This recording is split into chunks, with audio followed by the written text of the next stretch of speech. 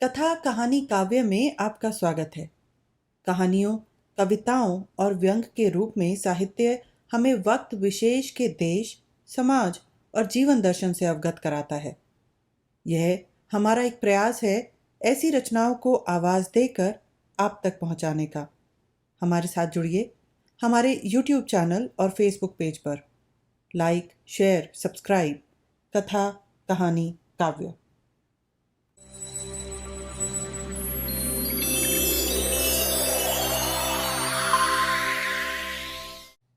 मुंशी प्रेमचंद के उपन्यास गोदान का 13वां भाग, मेरे यानी मनीषा के साथ।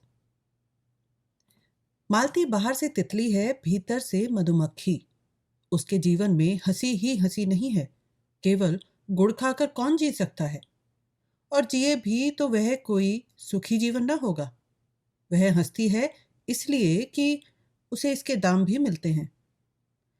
उसका चहकना और चमकना इसलिए नहीं है कि वह चहकने को ही जीवन समझती है, या उसने निजत्व को अपनी आंखों में इतना बढ़ा लिया है कि जो कुछ करे अपने ही लिए करे। नहीं, वह क्योंकि चहकती है और विनोद करती है कि इससे उसके कर्तव्य का भार कुछ हल्का हो जाता है। उसके बाप उन विचित्र जीवों में थे जो केवल जबान की मदद से लाखों के वारे न्यारे करते थे। बड़े बड़े जमींदारों और रईसों की जायदादें बिकवाना, उन्हें कर्ज दिलवाना या उनके मामलों को अफसरों से मिलकर तय करा देना, यही उनका व्यवसाय था। दूसरे शब्दों में दलाल थे। इस वर्ग के लोग बड़े प्रतिभावान होते हैं। जिस काम से कुछ मिलने की आशा हो वह उठा लेंगे, किसी न किसी तरह उसे निभा भी देंगे। किसी राजा की शादी किसी राजकुमारी से ठीक करा दी और 10-20 हजार उसी में मार लिए। यही दलाल जब छोटे छोटे सौदे करते हैं तो टाउट कहे जाते हैं और हम उनसे घृणा करते हैं। बड़े बड़े काम करके वही टाउट राजाओं के साथ शिकार खेलता है और गवर्नरों की मेज पर चाय पीता है। मिस्टर कॉल उन्हीं भाग्यवानों में से थे। उनके 3 लड़कियां ही लड़कियां थीं। उनका विचार था कि तीनों को इंग्लैंड भेजकर शिक्षा के शिखर पर पहुंचा दें। अन्य बहुत से बड़े आदमियों की तरह उनका भी ख्याल था कि इंग्लैंड में शिक्षा पाकर आदमी कुछ और हो जाता है। शायद वहाँ के जलवायु में बुद्धि को तेज कर देने की कोई शक्ति है, मगर उनकी यह कामना 1/3 से ज़्यादा पूरी न हुई। मालती इंग्लैंड में ही थी कि उन पर फालिस गिरा और बेकाम कर गया। अब बड़ी मुश्किल से 2 आदमियों के सहारे उठते बैठते थे। जबान तो बिल्कुल बंद हो ही गई थी, और जब जबान ही बंद हो गई तो आमदनी भी बंद हो गई। जो कुछ थी जबान ही की कमाई थी। कुछ बचा रखने की उनकी आदत न थी। अनियमित आय थी और अनियमित खर्च था, इसलिए इधर कई साल से बहुत तंगहाल हो रहे थे। सारा दायित्व मालती पर आ पड़ा। मालती के 400-500 रुपए में वह भोग विलास और ठाट बाट तो क्या निपटा। हाँ, इतना था कि दोनों लड़कियों की शिक्षा होती जाती थी और भले मानसों की तरह जिंदगी बसर होती थी। मालती सुबह से पहर रात तक दौड़ती रहती थी। चाहती थी कि पिता सात्विकता के साथ रहें, लेकिन पिताजी को शराब कबाब का ऐसा चस्का पड़ा था कि किसी तरह गला न छोड़ता था। कहीं से कुछ न मिलता तो एक महाजन से अपने बंगले पर प्रोनोट लिखकर 1000-2000 ले लेते थे। महाजन उनका पुराना मित्र था, जिसने उनकी बदौलत लेन देन में लाखों कमाए थे और मुरव्वत के मारे कुछ बोलता न था। उसके 25,000 चढ़ चुके थे और जब चाहता कुर्की करा सकता था, मगर मित्रता की लाज निभाता जाता था। आत्मसेवियों में जो निर्लज्जता आ जाती है वह कॉल में भी थी। तकाजे हुआ करें, उन्हें परवाह न थी।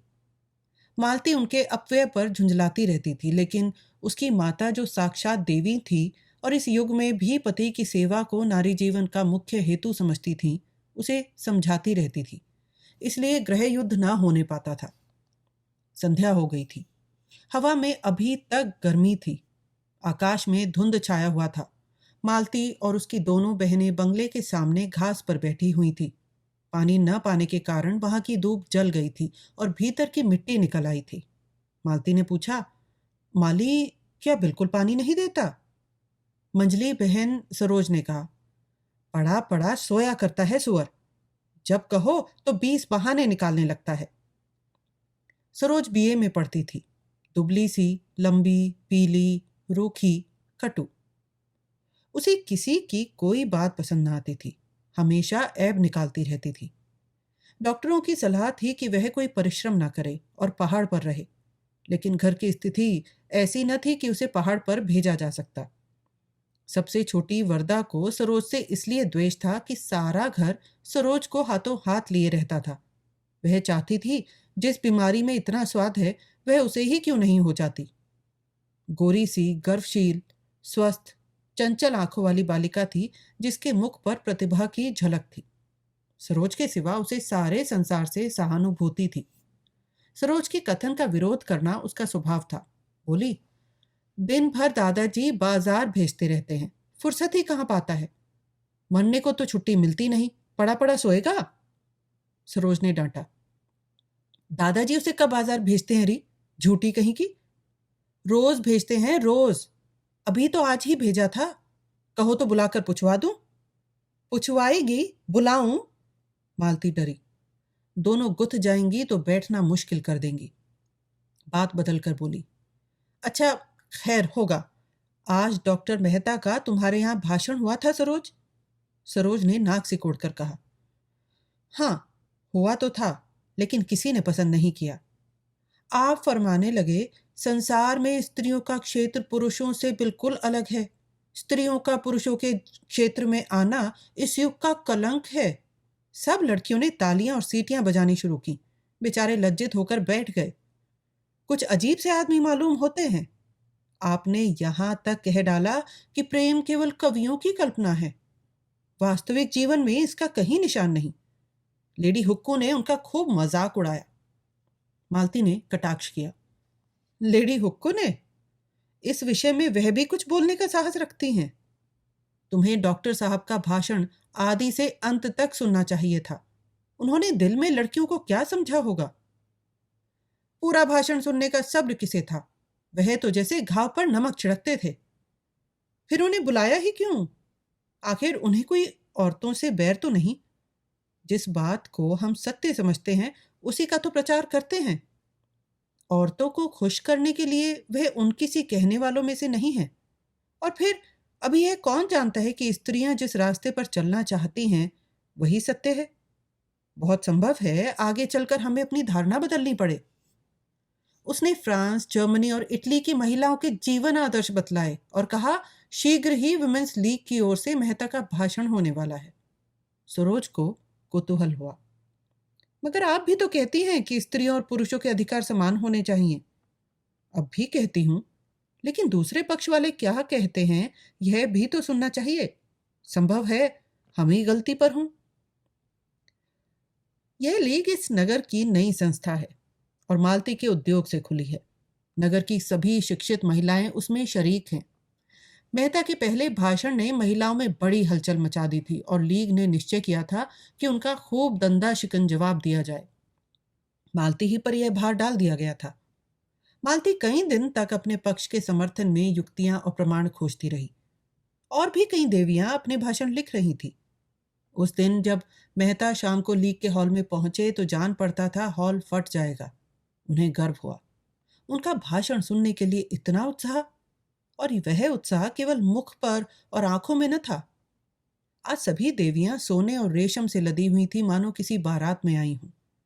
मेहता को परास्त करने के लिए पूरी शक्ति से काम लिया गया था, और यह कौन कह सकता था कि जगमगाहट शक्ति का अंग नहीं है। मालती ने तो आज के लिए नए फैशन की साड़ी निकाली थी। नए काट के जंपर बनवाए थे और रंग रोगन और फूलों से खूब सजी हुई थी, मानो उसका विवाह हो रहा है। वुमेन्स लीग में इतना समारोह और कभी न हुआ था। डॉक्टर मेहता अकेले थे, फिर भी देवियों के दिल कांप रहे थे। सत्य की एक चिंगारी असत्य के एक पहाड़ को भस्म कर सकती है। सबसे पीछे की सफ में मिर्जा और खन्ना और संपादक जी भी विराज रहे थे। राय साहब भाषण शुरू होने के बाद आए और पीछे खड़े हो गए। मिर्जा ने कहा, आ जाइए, आप भी खड़े कब तक रहिएगा? राय साहब बोले, नहीं भाई, यहां मेरा दम घुटने लगेगा। तो मैं खड़ा होता हूं, आप बैठिए। राय साहब ने उनके कंधे दबाए। तकल्लुफ नहीं, बैठे रहिए, मैं थक जाऊंगा तो आपको उठा दूंगा। और बैठ जाऊंगा। अच्छा, मिस मालती सभानेत्री हुई। खन्ना साहब, कुछ इनाम दिलवाइए। खन्ना ने रोनी सूरत बनाकर कहा। अब मिस्टर मेहता पर ही निगाह है। मैं तो गिर गया। मिस्टर मेहता का भाषण शुरू हुआ। देवियों, जब मैं इस तरह आपको संबोधित करता हूं तो आपको कोई बात खटकती नहीं। आप इस सम्मान को अपना अधिकार समझती हैं। लेकिन आपने किसी महिला को पुरुषों के प्रति देवता का व्यवहार करते सुना है? उसे आप देवता कहें तो वह समझेगा आप उसे बना रही हैं। आपके पास दान देने के लिए दया है, श्रद्धा है, त्याग है। पुरुष के पास दान देने के लिए क्या है? वह देवता नहीं, लेवता है। वह अधिकार के लिए हिंसा करता है, संग्राम करता है, कलह करता है। तालियां बजी। राय साहब ने औरतों को खुश करने का इससे कितना अच्छा ढंग निकाला। बिजली संपादक को बुरा लगा। कोई नई बात नहीं, मैं कितनी ही बार यह भाव व्यक्त कर चुका हूं। मेहता आगे बढ़े। इसलिए जब मैं देखता हूं हमारी उन्नत विचारों वाली देवियां उस श्रद्धा और दया और त्याग के जीवन से असंतुष्ट होकर संग्राम और कलह और हिंसा के जीवन की ओर दौड़ रही हैं और समझ रही हैं कि यही सुख का स्वर्ग है, तो मैं उन्हें बधाई नहीं दे सकता। मिसेस खन्ना ने मालती की ओर सगर्व नेत्रों से देखा। मालती ने गर्दन झुका ली। खुर्शीद बोले, अब कहिए, मेहता दिलेर आदमी है, सच्ची बात कहता है और मुंह पर। बिजली संपादक ने नाक सिकोड़ी। अब वह दिन लद गए जब देवियां इन चकमों में आ जाती थीं। उनके अधिकार हड़पते जाओ और कहते जाओ आप तो देवी हैं, लक्ष्मी हैं, माता हैं। मेहता आगे बढ़े। स्त्री को पुरुष के रूप में, पुरुष के कर्म में रत देखकर मुझे उसी तरह वेदना होती है जैसे पुरुष को स्त्री के रूप में स्त्री के कर्म करते देखकर। मुझे विश्वास है ऐसे पुरुषों को आप अपने विश्वास और प्रेम का पात्र नहीं समझती, और मैं आपको विश्वास दिलाता हूं ऐसी स्त्री भी पुरुष के प्रेम और श्रद्धा का पात्र नहीं बन सकती। खन्ना के चेहरे पर दिल की खुशी चमक उठी। राय साहब ने चुटकी ली। आप बहुत खुश हैं खन्ना जी। खन्ना बोले, मालती मिले तो पूछूं, अब कहिए। मेहता आगे बढ़े। मैं प्राणियों के विकास में स्त्री के पद को पुरुषों के पद से श्रेष्ठ समझता हूं, उसी तरह जैसे प्रेम और त्याग और श्रद्धा को हिंसा और संग्राम और कलह से श्रेष्ठ समझता हूं। अगर हमारी देवियां सृष्टि और पालन के देव मंदिर से हिंसा और कलह के दानव क्षेत्र में आना चाहती हैं, तो उससे समाज का कल्याण न होगा। मैं इस विषय में दृढ़ हूं। पुरुष ने अपने अभिमान में अपनी दानवी कीर्ति को अधिक महत्व दिया। वह अपने भाई का स्वत्व छीनकर और उसका रक्त बहाकर समझने लगा उसने बहुत बड़ी विजय पाई। जिन शिशुओं को देवियों ने अपने रक्त से सिरजा और पाला, उन्हें बम और मशीन गन और सहस्त्रों टैंकों का शिकार बनाकर वह अपने को विजेता समझता है। और जब हमारी ही माताएं उसके माथे पर केसर का तिलक लगाकर और उसे अपनी असीसों का कवच पहनाकर हिंसा क्षेत्र में भेजती हैं, तो आश्चर्य है कि पुरुष ने विनाश को ही संसार के कल्याण की वस्तु समझा और उसकी हिंसा प्रवृत्ति दिन दिन बढ़ती गई। और आज हम देख रहे हैं कि यह दानवता प्रचंड होकर समस्त संसार को रौंदती, प्राणियों को कुचलती, हरी भरी खेतियों को जलाती और गुलजार बस्तियों को वीरान करती चली जाती है। देवियों, मैं आपसे पूछता हूं, क्या आप इस दानव लीला में सहयोग देकर इस संग्राम क्षेत्र में उतरकर संसार का कल्याण करेंगी? मैं आपसे विनती करता हूं, नाश करने वालों को अपना काम करने दीजिए। आप अपने धर्म का पालन किए जाइए। खन्ना बोले, मालती की तो गर्दन नहीं उठती। राय साहब ने इन विचारों का समर्थन किया। मेहता कहते तो यथार्थ ही हैं। बिजली संपादक बिगड़े, मगर कोई नई बात तो कही नहीं। नारी आंदोलन के विरोधी इन्हीं ऊटपटांग बातों की शरण लिया करते हैं। मैं इसे मानता ही नहीं कि त्याग और प्रेम से संसार ने उन्नति की। संसार ने उन्नति की पौरुष से, पराक्रम से, बुद्धि बल से और तेज से। खुर्शीद ने कहा। अच्छा सुनने दीजिएगा या अपनी ही गाए जाइएगा। मेहता का भाषण जारी था। देवियों, मैं उन लोगों में नहीं हूं जो कहते हैं स्त्री और पुरुष में समान शक्तियां हैं, समान प्रवृत्तियां हैं और उनमें कोई विभिन्नता नहीं है। इससे भयंकर असत्य की मैं कल्पना नहीं कर सकता।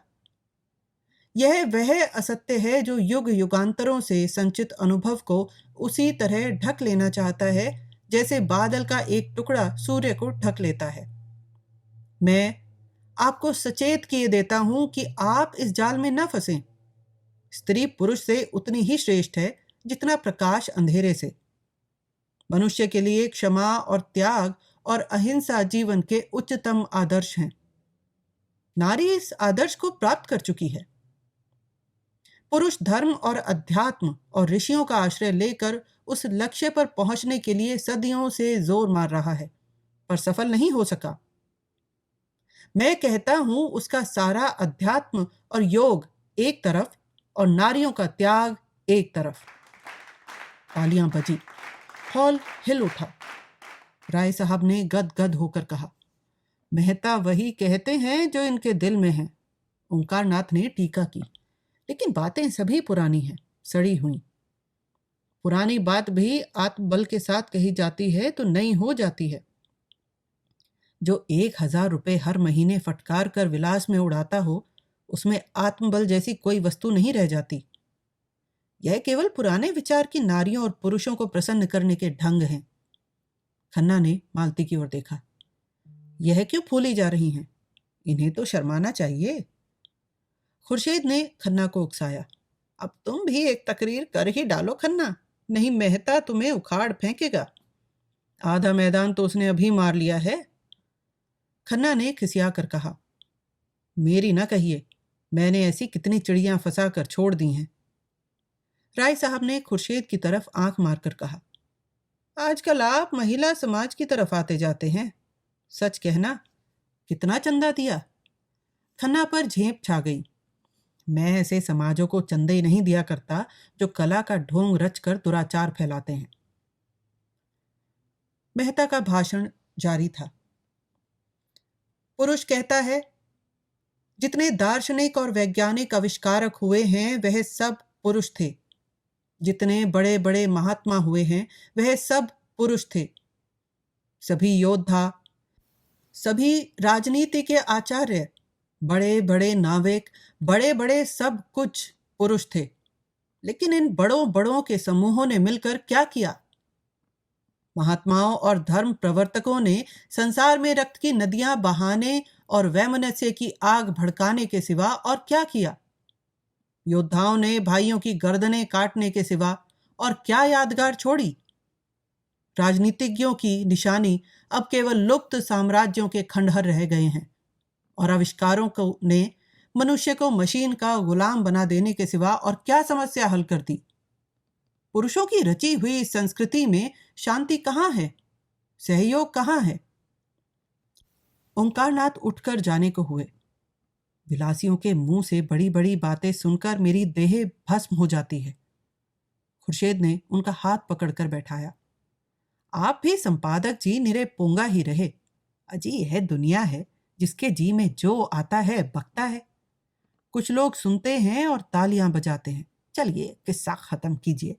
ऐसे ऐसे बेशुमार महते आएंगे और चले जाएंगे और दुनिया अपने रफ्तार से चलती रहेगी। यहां बिगड़ने की कौन सी बात है? असत्य सुनकर मुझसे सहा नहीं जाता। राय साहब ने उन्हें और चढ़ाया।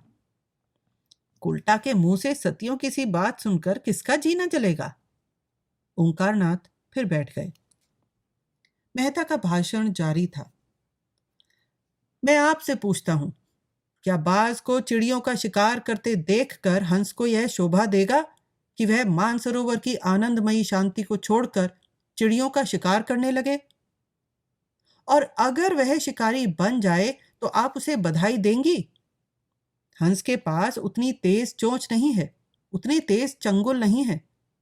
उतनी तेज आंखें नहीं हैं, उतने तेज पंख नहीं हैं और उतनी तेज रक्त की प्यास नहीं है। उन अस्त्रों का संचय करने में उसे सदियां लग जाएंगी, फिर भी वह बाज बन सकेगा या नहीं, इसमें संदेह है। मगर बाज बने या ना बने, वह हंस ना रहेगा, वह हंस जो मोती चुगता है। खुर्शीद ने टीका की, यह तो शायरों की सी दलीलें हैं। मादा बाज भी उसी तरह शिकार करती है जैसे नर बाज। ओंकारनाथ प्रसन्न हो गए। उस पर आप फिलोसोफर बनते हैं, इसी तर्क के बल पर? खन्ना ने दिल का गुबार निकाला। फिलोसोफर की दुम है। फिलोसोफर वह है जो, ओंकारनाथ ने बात पूरी की, जो सत्य से जौ भर भी ना टले। खन्ना को यह समस्या पूर्ति नहीं रुची। मैं सत्य वत्य नहीं जानता, मैं तो फिलोसोफर उसे कहता हूं जो फिलोसोफर हो सच्चा। खुर्शीद ने दाद दी। फिलोसोफर की आपने कितनी सच्ची तारीफ की है, वाह सुभान अल्लाह। फिलोसोफर वह है जो फिलोसोफर हो। क्यों ना हो? मेहता आगे चले। मैं नहीं कहता देवियों को विद्या की जरूरत नहीं है और पुरुषों से अधिक। मैं नहीं कहता देवियों को शक्ति की जरूरत नहीं है और पुरुषों से अधिक। लेकिन वह विद्या और वह शक्ति नहीं जिससे पुरुष ने संसार को हिंसा क्षेत्र बना डाला है। अगर वही विद्या और वही शक्ति आप भी ले लेंगी तो संसार मरुस्थल हो जाएगा। आपकी विद्या और आपका अधिकार हिंसा और विध्वंस में नहीं, सृष्टि और पालन में है। क्या आप समझती हैं वोटों से मानव जाति का उद्धार होगा या दफ्तरों में और अदालतों में जबान और कलम चलाने से? इन नकली अप्राकृतिक विनाशकारी अधिकारों के लिए आप वह अधिकार छोड़ देना चाहती हैं जो आपको प्रकृति ने दिए हैं। सरोज अब तक बड़ी बहन के अदब से जब्त किए बैठी थी, अब ना रहा गया, पुकार उठी, हमें वोट चाहिए पुरुषों के बराबर। और कई युवतियों ने हाक लगाई, वोट वोट। ओंकारनाथ ने खड़े होकर ऊंचे स्वर से कहा, नारी जाति के विरोधियों की पगड़ी नीची हो। मालती ने मेज पर हाथ पटक कर कहा, शांत रहो। जो लोग पक्ष या विपक्ष में कुछ कहना चाहेंगे उन्हें पूरा अवसर दिया जाएगा। मेहता बोले, वोट नए युग का मायाजाल है, मरीचिका है, कलंक है, धोखा है। उसके चक्कर में पड़कर आप ना इधर की होंगी ना उधर की। कौन कहता है कि आपका क्षेत्र संकुचित है और उसमें आपको अभिव्यक्ति का अवकाश नहीं मिलता? हम सभी पहले मनुष्य हैं, पीछे और कुछ। हमारा जीवन हमारा घर है, वही हमारी सृष्टि होती है, वही हमारा पालन होता है, वही जीवन के सारे व्यापार होते हैं। अगर वह क्षेत्र परिमित है तो अपरिमित कौन सा क्षेत्र है? क्या वह संघर्ष जहां संगठित अपहरण है? जिस कारखाने में मनुष्य और उसका भाग्य बनता है उसे छोड़कर आप उस कारखानों में जाना चाहती हैं जहां मनुष्य पीसा जाता है, जहां उसका रक्त निकाला जाता है। मिर्जा ने टोका, पुरुषों के जुल्म ने ही तो उनमें बगावत की यह स्पिरिट पैदा की है। मेहता बोले, बेशक पुरुषों ने अन्याय किया है, लेकिन उसका यह जवाब नहीं है। अन्याय को मिटाइए, लेकिन अपने को मिटाकर नहीं। मालती बोली, नारियां इसलिए अधिकार चाहती हैं कि उनका सदुपयोग करें और पुरुषों को उनका दुरुपयोग करने से रोकें। मेहता ने उत्तर दिया, संसार में सबसे बड़े अधिकार सेवा और त्याग से मिलते हैं और वह आपको मिले हुए हैं। उन अधिकारों के सामने वोट कोई चीज नहीं। मुझे खेद है हमारी बहनें पश्चिम का आदर्श ले रही हैं, जहां नारी ने अपना पद खो दिया है और स्वाभिमानी से गिरकर विलास की वस्तु बन गई है। पश्चिम की स्त्री स्वच्छंद होना चाहती है इसलिए कि वह अधिक से अधिक विलास कर सके। हमारी माताओं का आदर्श कभी विलास नहीं रहा। उन्होंने केवल सेवा के अधिकार से सदैव गृहस्थी का संचालन किया है। पश्चिम में जो चीजें अच्छी हैं वह उनसे लीजिए। संसार में सदैव आदान प्रदान होता आया है, लेकिन अंधी नकल तो मानसिक दुर्बलता का ही लक्षण है। पश्चिम की स्त्री आज गृह स्वामिनी नहीं रहना चाहती। भोग की विदग्ध लालसा ने उसे उच्छृंखल बना दिया है। वह अपनी लज्जा और गरिमा को, जो उसकी सबसे बड़ी विभूति थी, चंचलता और आमोद प्रमोद पर होम कर रही है। जब मैं वहां की सुशिक्षित बालिकाओं को अपने रूप या भरी हुई गोल बाहों या अपनी नग्नता का प्रदर्शन करते देखता हूं तो मुझे उन पर दया आती है। उनकी लालसाओं ने उन्हें इतना पराभूत कर दिया है कि वे अपनी लज्जा की भी रक्षा नहीं कर सकती। नारी की इससे अधिक और क्या अधोगति हो सकती है? राय साहब ने तालियां बजाई। हॉल तालियों से गूंज उठा जैसे पटाखों की टिट्टियां छूट रही हैं।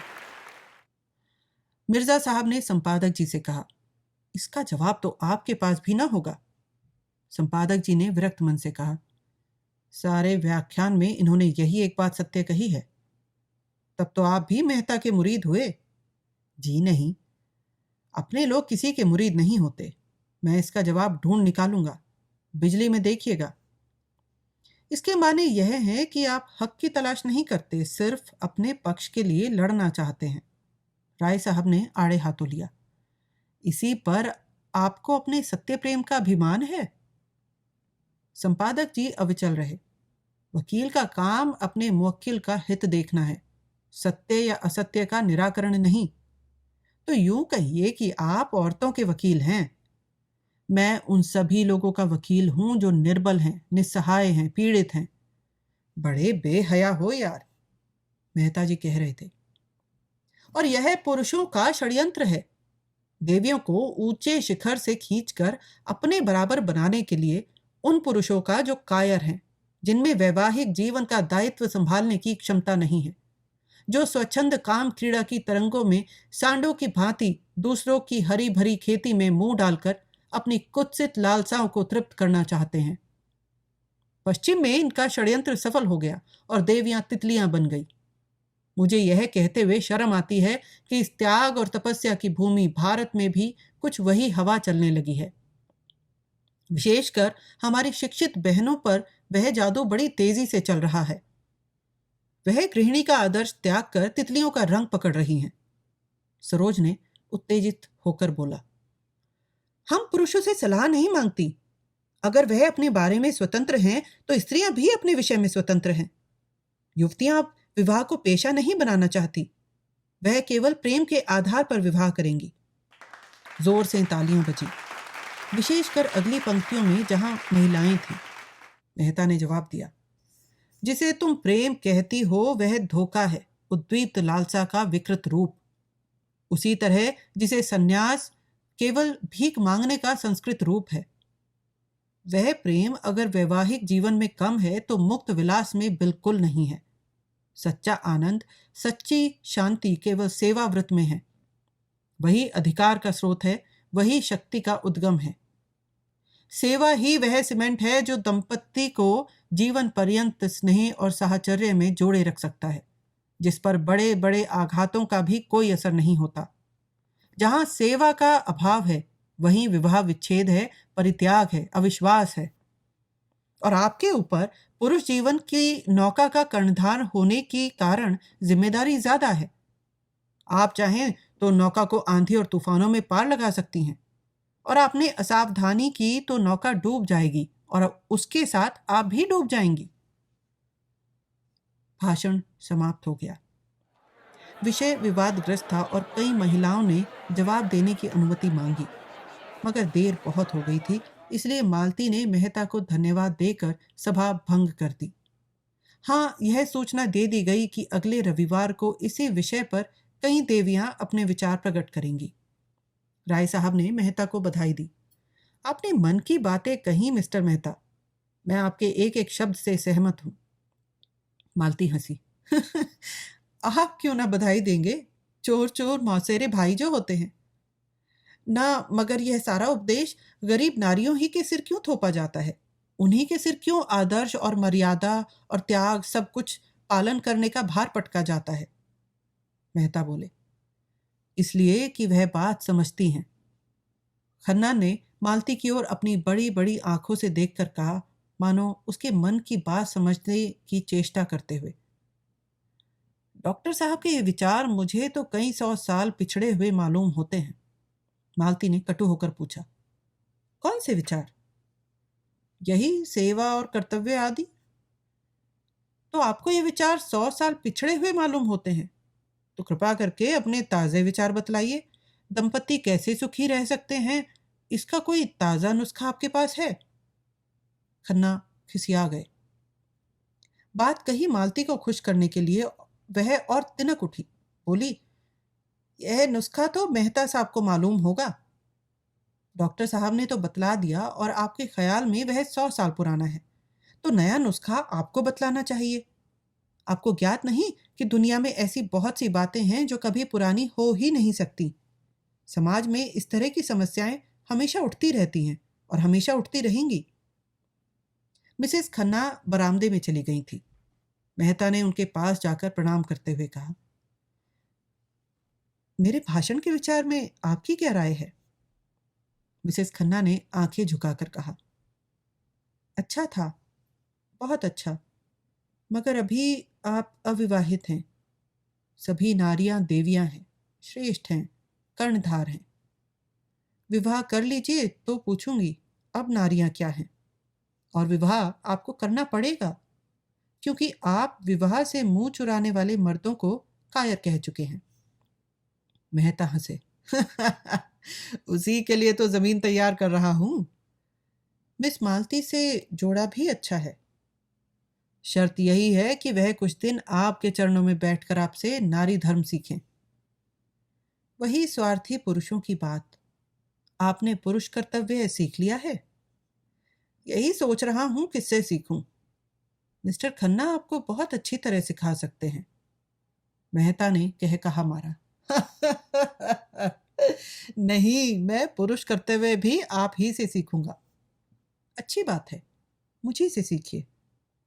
पहली बात यही है कि भूल जाइए कि नारी श्रेष्ठ है और सारी जिम्मेदारी उसी पर है।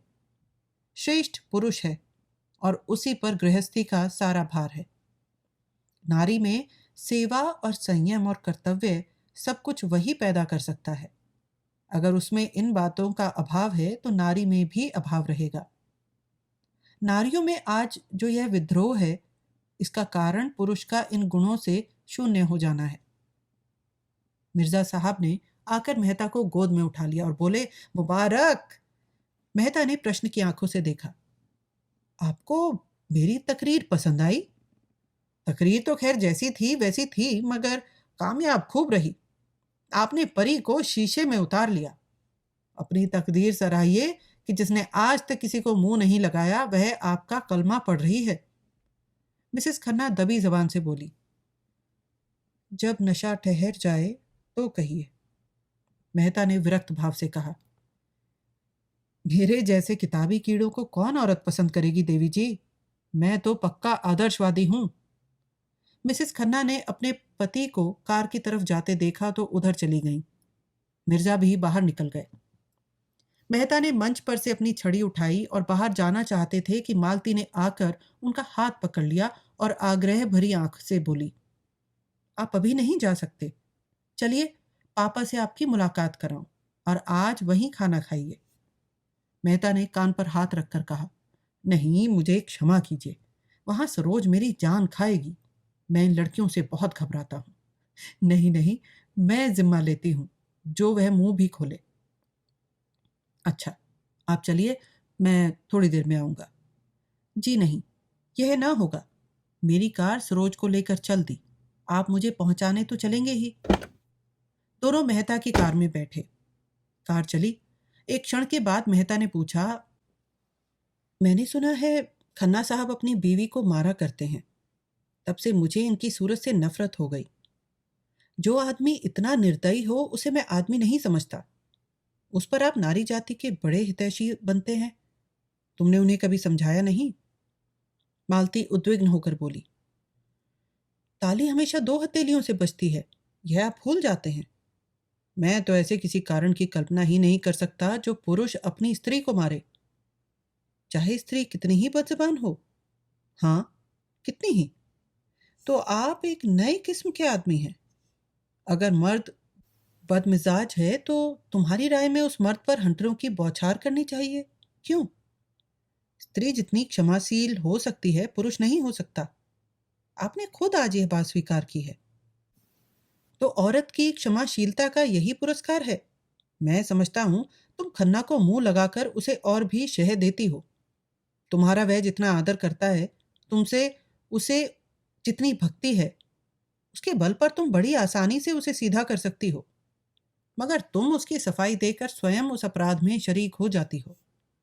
मालती उत्तेजित होकर बोली, तुमने इस समय यह प्रसंग व्यर्थ ही छेड़ दिया। मैं किसी की बुराई नहीं करना चाहती, मगर अभी आपने गोविंदी देवी को पहचाना नहीं। आपने उनकी भोली भाली शांत मुद्रा देखकर समझ लिया वह देवी हैं।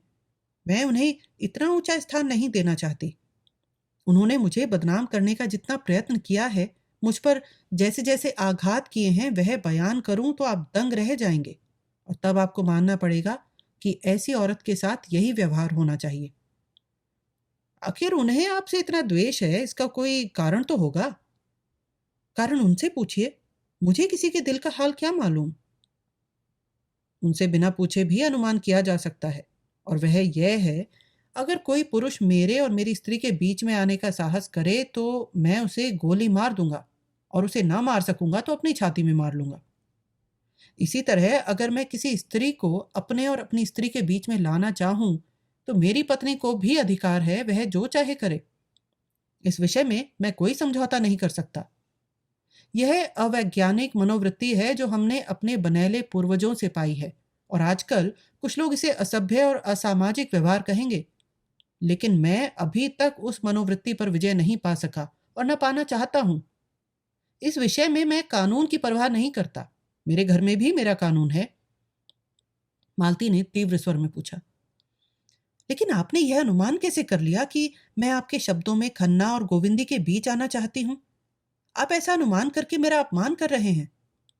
मैं खन्ना को अपनी जूतियों की नोक के बराबर भी नहीं समझती। मेहता ने अविश्वास भरे स्वर में कहा, यह आप दिल से नहीं कह रही हैं मिस मालती। क्या आप सारी दुनिया को बेवकूफ समझती हैं?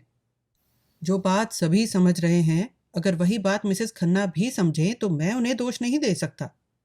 मालती ने तिनक कर कहा, दुनिया को दूसरों को बदनाम करने में मजा आता है, यह उसका स्वभाव है। मैं उसका स्वभाव कैसे बदल दूं? लेकिन यह व्यर्थ का कलंक है। हाँ, मैं इतनी बेमुरवत नहीं हूं कि खन्ना को अपने पास आते देखकर दुत्कार देती। मेरा काम ही ऐसा है कि मुझे सभी का स्वागत और सत्कार करना पड़ता है। अगर कोई इसका कुछ और अर्थ निकालता है तो वह मालती का गला भर्रा गया और उसने मुंह फेर कर रुमाल से आंसू पोंछे। फिर 1 मिनट के बाद बोली, औरों के साथ तुम भी मुझे इसका दुख है। मुझे तुमसे ऐसी आशा न थी। फिर कदाचित उसे अपनी दुर्बलता पर खेद हुआ। वह प्रचंड होकर बोली, आपको मुझ पर आक्षेप करने का कोई अधिकार नहीं है। अगर आप भी उन्हीं मर्दों में से हैं जो किसी स्त्री को पुरुष के साथ देखकर उंगली उठाए बिना नहीं रह सकते, तो शौक से उठाइए, मुझे रत्ती भर परवाह नहीं।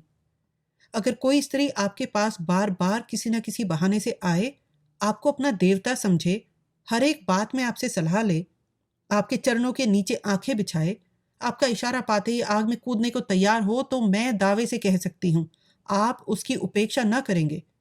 अगर आप उसे ठुकरा सकते हैं तो आप मनुष्य नहीं हैं। उसके विरुद्ध आप कितने ही तर्क और प्रमाण लाकर रख दें, लेकिन मैं मानूंगी नहीं। मैं तो कहती हूँ, उपेक्षा तो दूर रही, ठुकराने की बात ही क्या, आप उस नारी के चरण धो धो कर पिएंगे, और बहुत दिन गुजरने के पहले वह आपकी हृदयेश्वरी होगी। मैं आपसे हाथ जोड़कर कहती हूँ, मेरे सामने खन्ना का कभी नाम न लीजिएगा।